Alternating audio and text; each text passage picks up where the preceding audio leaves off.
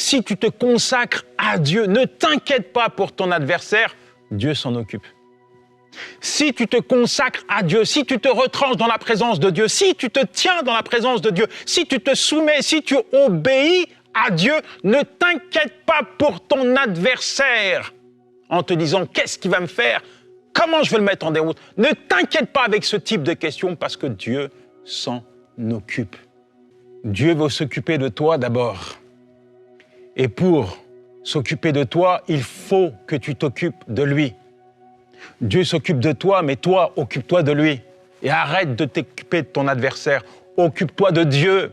Occupe-toi de ta relation. Occupe-toi de ta consécration. Occupe-toi plus de Dieu plutôt que de ton adversaire.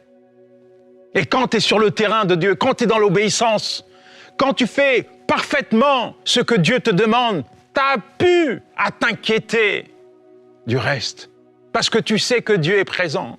Tu sais que tu es en droit de revendiquer les promesses de Dieu. Les défaites que j'ai subies ont été des défaites bien souvent où j'ai été sur le terrain de l'adversaire. Les défaites que j'ai subies dans ma vie ont été des défaites que j'ai subies sur le terrain de la désobéissance. Quand j'ai désobéi, j'ai subi des défaites, mais je n'ai jamais subi de défaite en obéissant à Dieu. Je n'ai jamais subi de défaite en obéissant à Dieu. Il en sera de même pour toi. Si tu obéis à Dieu, la défaite ne sera pas ton partage.